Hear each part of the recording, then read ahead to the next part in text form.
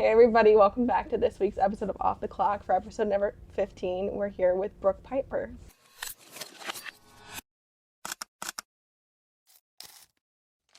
Hi, I'm Brooke Piper. I'm from Aurora, Ontario, Canada. I'm a senior midfielder, captain on the women's lacrosse team, and I'm a psychology major with a double minor in sociology and criminology. A double minor? Yeah. How in the world did you get suckered into that? Well, they told me that I should pick up a minor because I was pretty much done with my major throughout my junior year, and I didn't want to graduate early because I wanted to continue playing lacrosse. So I picked up a soc minor, and then I realized that if I continued with the soc minor, I could pretty much also do a crim minor as well because they're practically the exact same classes. Yeah. So why not? Like, you're already paying for it. Yeah, I was already here anyways, and it doesn't take that much time out of my day. I have no classes Monday, Wednesday, Friday. When did you realize lacrosse was more than just a sport for you? One of the biggest realizations that lacrosse was more than just a sport for me was when I was a sophomore, second semester. We had a girl on our team, and she ended up quitting halfway through the semester, and then her mom actually ended up passing away. This is sophomore in college, and the team kind of came together, and we all drove home to go to the funeral service just to be there and support her, even though she wasn't on the team anymore. We weren't technically allowed to. We had a game within like 2 days, and so we were supposed to be at practice, and the team kind of was like, no, this is way more important than anything. And I wouldn't say that was the first moment that I realized that lacrosse was more than just a sport, but definitely probably the most recent one. And just seeing her and seeing her family, I've known her for a very, very long time, even prior to college. It was really impactful and kind of resonates with you because it just transcends. And we were there for her, and her family appreciated it. And people came up to us and was like, thank you for coming and like supporting, because the transition from having 30-something teammates and then no teammates and also a big loss in your family is like crazy. And you get to the point where your teammates become your family. Exactly. So being able to be there for her, it kind of reassures you why you do it, because, you know, realistically, you do it for yourself. You're having fun. You're playing lacrosse, getting a good workout in, but also, like, you have these people that would do this for you, and you would do it for them. So it kind of just becomes more than that. Being from Canada, how has that shaped you as a person? I would say, I don't know, Canadian heritage is huge, right? Like, Britt was in here earlier, and whenever it's me, Britt, a girl on our team, Olivia Peeler, Jordan Morrell, like, they're from Canada as well. I feel like the four of us talk, and we all are just kind of, like, shooting it around, and it's the accent comes out a little bit more, and you're talking about things from home. It makes you happy, genuinely. Like, it feels so heartwarming, and those things, little things, like, I see Tim Hortons, and I'm like, I miss back home, you know, a little bit. And I'm not somebody who gets homesick very easily. So I don't know. I think it makes you happy. Like, it makes me feel like I'm going to say thank you to somebody today because that's what Canadians do, I guess. And Canadians are very nice people. I guess so, right? But it makes you say about a little bit differently, and it makes me want to go and play hockey and go outside and like shoot the puck or skate or something.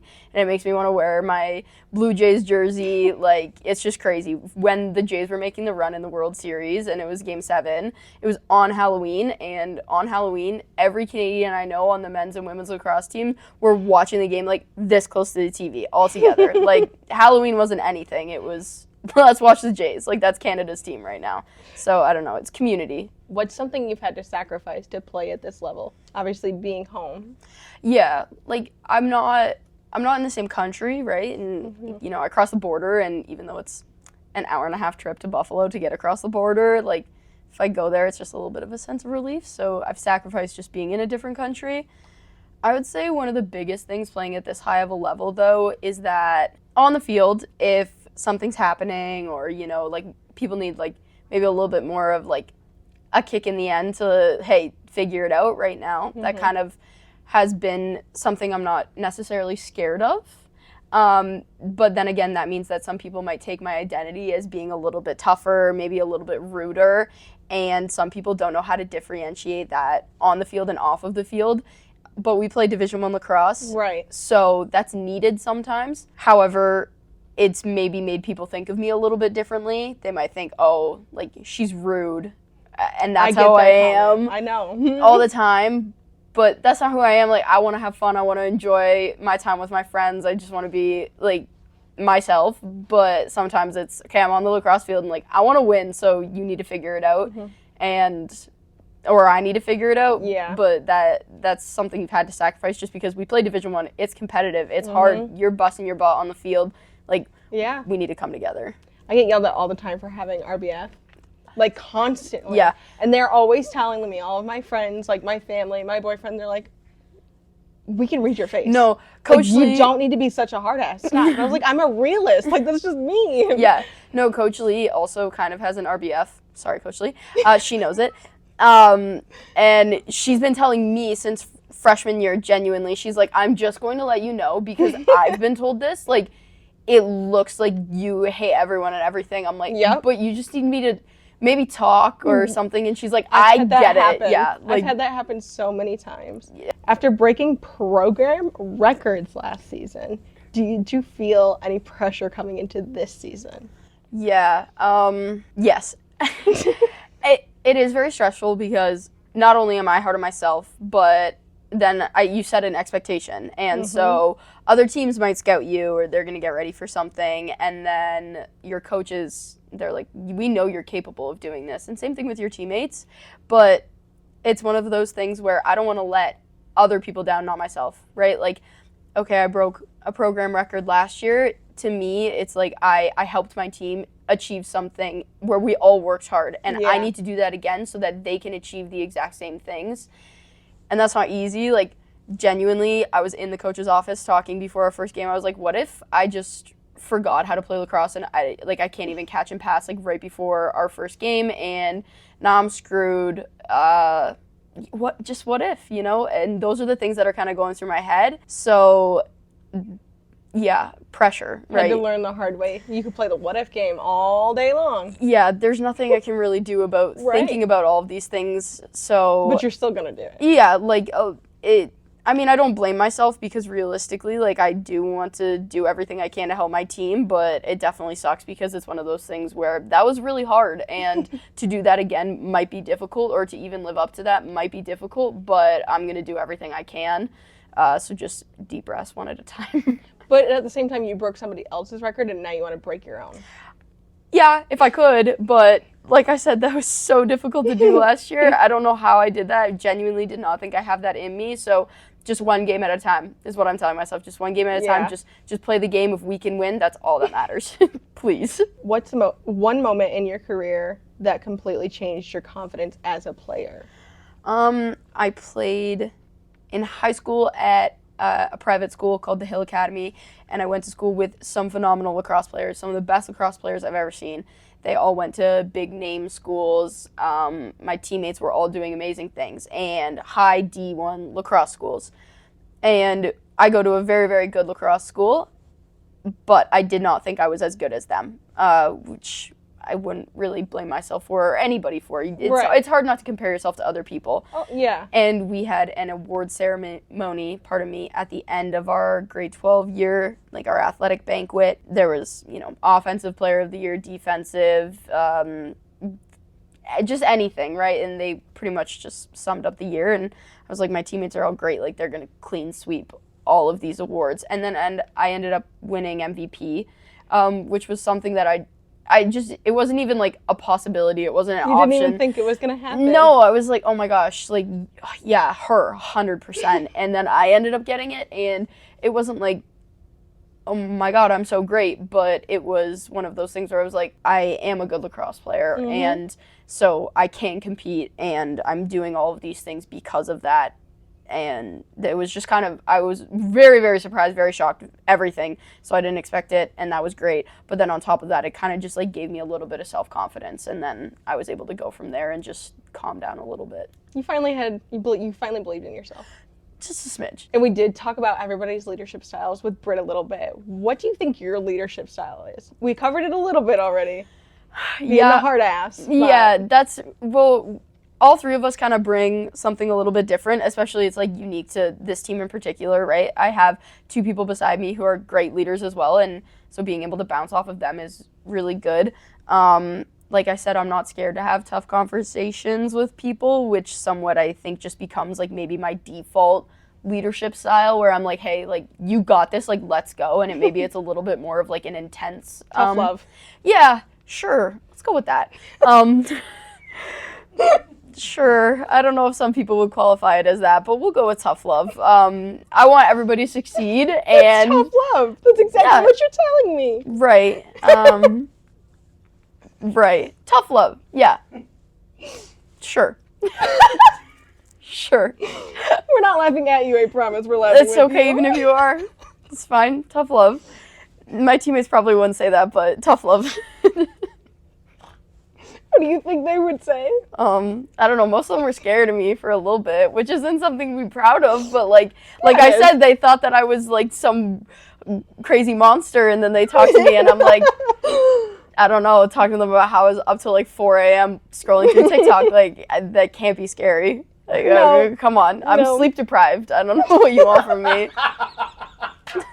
Oh my gosh. I love when people are afraid of me, though. Yeah. Like, I stand 5'3" on a good day. If Yeah. you're afraid of me, no, sounds exactly. good. As a captain, how do you handle tough conversations with teammates? I think it really does tie back into just understanding that there's a difference between being a teammate and being a friend, right? Like, me and my teammates, that's one thing. Like, I would do anything for them. Mm-hmm. Like, even if we don't agree or we're not besties, we don't live together, whatever it is, like, that's my teammate, don't talk about her, right? Mm-hmm. But that doesn't mean that I need to go and get coffee with you tomorrow because you need to hear about everything that's going on in my life. Like, there is that distinction, and so just understanding that and taking that into the conversation that you're about to have with them, you know, understanding as well that they are human, though, right? You don't want to just be like, you're my teammate and I'm going to tell you need to get it together, but like, they might have stuff going on, they might have just missed the mark on something, right. didn't read a text message properly, whatever the case is, right?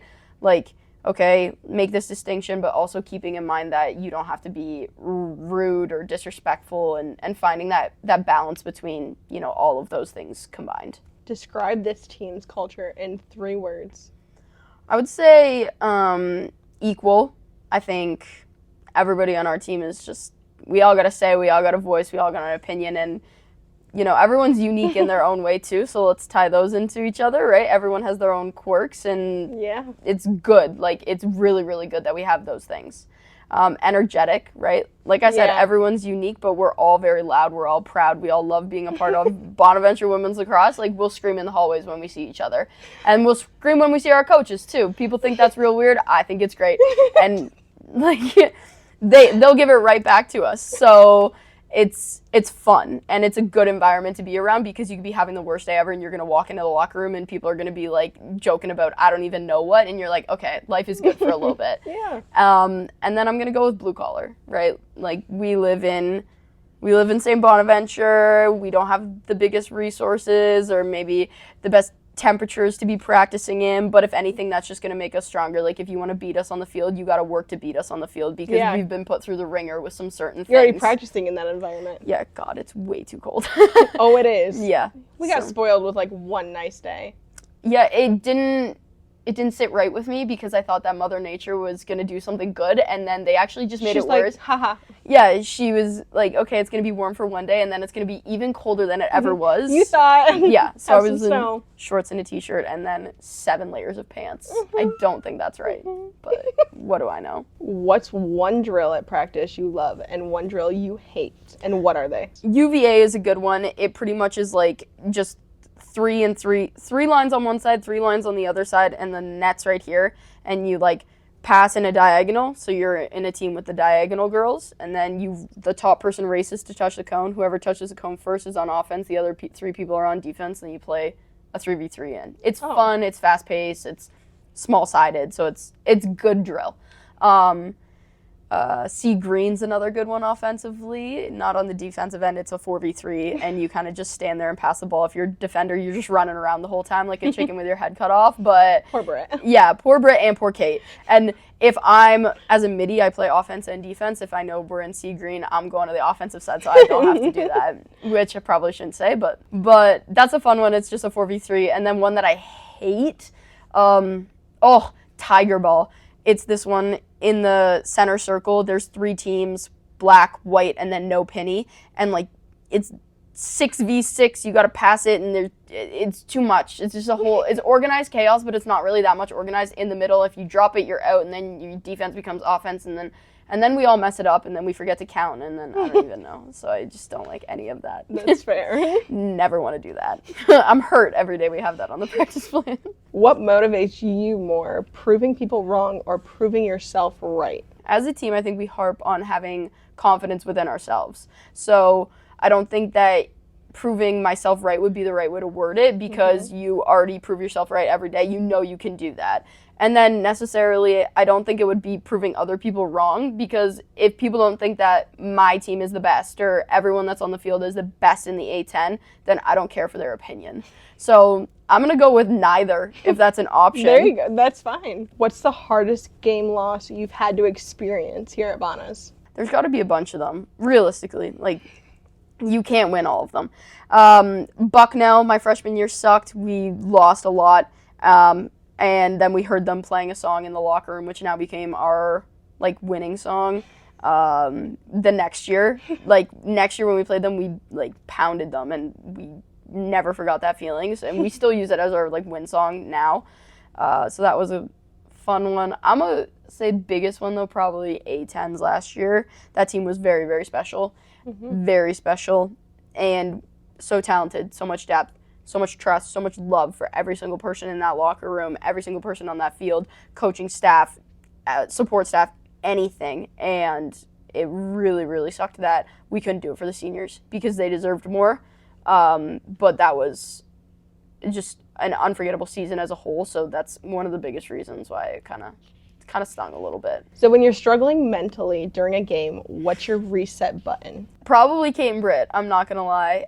I've played beside them on the defensive end. It genuinely goes Kate, Britt, me, and there hasn't been a time where if I mess up or they mess up, I know that one of us is going to look at each other and be like, hey, you're fine, don't worry. Yeah. And that's 4 years of confidence in playing with each other that I never, ever take for granted. And I trust them, and I trust their opinion, and I know that they know what's right. And so I think that those two are probably the people I'm going to lean on the most, especially defense. Like, it's hard. You're going to see the worst end of it rather than being celebrated. Like, you're going to get scored on. That's when you can talk. Offense, you're going to score, and then you can talk. So What's something about being an athlete that people don't see that goes on behind the scenes? I'm sure everybody sees it, but there's just, like, little things that nobody really thinks of. Like, okay, you played the game. That's amazing. Now you're going to go to practice, and then you're going to play the next one. But that's not necessarily true. Like, you have to study it. You got to be an athlete. Yeah. And you have to be a student of the game. So, I mean, I sit in class, and sometimes I'm watching film. That's why I think everybody else behind me can probably see me watching film and not paying attention in class. But that's genuinely it. It's those little things that go in. It's my coach texted me, I got to fill out this form right away, and it's due in an hour and a half, and I have class for the next hour and 15 minutes. Well, I got to do it right now. Sorry, professor, I can't pay attention. So it just becomes overwhelming, and little things add up. What's something about you that makes you you? I'm very odd, realistically. Like, most people don't think it, but I'm, like, a theater kid through and through. I was put into theater when I was 3 years old because I would not talk to people, and I now... That's one way to do it. Yeah, I wouldn't talk to people and did theater until I was 18, and then I started working at the theater company that I grew up going to, and I love it so much. It's, like, the best artistic outlet you can ever have, and I don't know, just people don't think that about me, and it makes me me. It's really odd and unique. I don't know anybody else on my lacrosse team that loves theater as much as I do, and, you know, knitting, like, sewing, crocheting, arts I love and to crochet. Yeah, like, I'm just doing all of those things, but Yeah, I don't know. Like, I just What's your favorite musical my favorite musical that I've been in or like to watch? to watch. Okay, I went to go and see Moulin Rouge last year. It was touring in Toronto, and I went with work, and then I loved it so much. I bought it for my brother and mom and I to go for Christmas. So I saw it back to back in the span of 2 weeks, and it was phenomenal. Loved it. Really, really good. I've never been to Broadway, though. So I want to go. When you look back years from now, what do you hope this chapter at St. Bonaventure means for your life? This chapter really just represents, honestly, anything that you've put life into. Like, I put my entire life into school pretty much, and I'm going to come here and I'm going to have a degree. Mm-hmm. And I've put my life into sports. That was always the thing growing up with my parents. Like, you don't have to do chores. You don't got to do no dishes, no garbage, no nothing. Do your extracurriculars activities. So that's a spare trade. Sports, and focus on those because it's going to create so many opportunities. All of the things like that kind of just show 22 years of my life put into one thing, and all of the highs of that, all of the Florida trips that we went on last year, those are the things that are going to stand out, and just being able to smile and know that I have friends forever and experiences that are going to last me a lifetime. Pardon me. There's nothing else like that. I have a unique experience like nobody else at St. Bonaventure University because I was a part of the women's lacrosse team here, and I'm so thankful that I got to be a part of it. Well, thank you for coming on Off the Clock today, and thank you guys for tuning in. New episodes drop every Friday, and have a good night, guys.